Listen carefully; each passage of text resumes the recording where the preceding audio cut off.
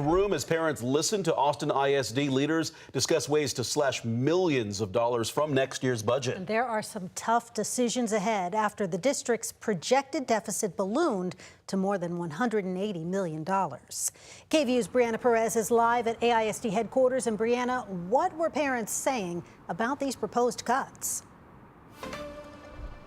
Yeah, Quita Mark, parents and staff came out tonight, many worried about what these budget cuts will mean for the classroom. And while they say they have seen some improvements in the plan, they still want to see more changes. Meanwhile, district officials say the reality is there are no easy choices. Now, in a news conference earlier today, Superintendent Matias Segura said more than 200 positions could be impacted next school year. The district is calling them allocations, referring to the number of staff assigned to each campus. The district anticipates fewer allocations across all levels, elementary, middle, and high. However, they say some of those positions could already be vacant. AISD says it will not propose eliminating librarian or counselor positions, but changes could be coming to staffing that would increase student to teacher ratios and class sizes on some campuses. Now, the district also proposing to reduce some stipends for staff who don't work directly with students. Tonight, parents and staff say the proposed changes will only lead to a bigger teacher shortage and want more adjustments to be made.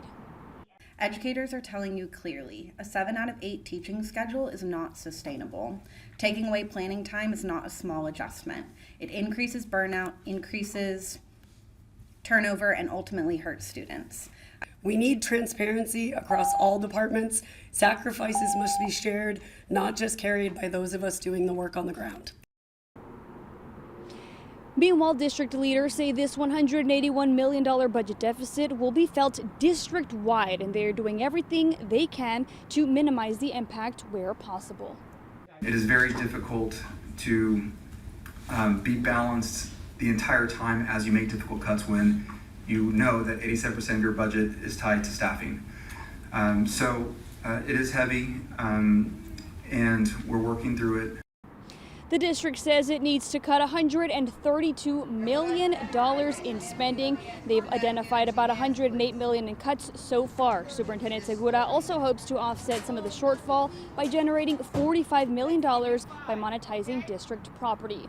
Now, officials say that the work they are doing is still preliminary. A recommended budget is expected to be presented on May 21st, and the board will vote on a final plan come June 18th.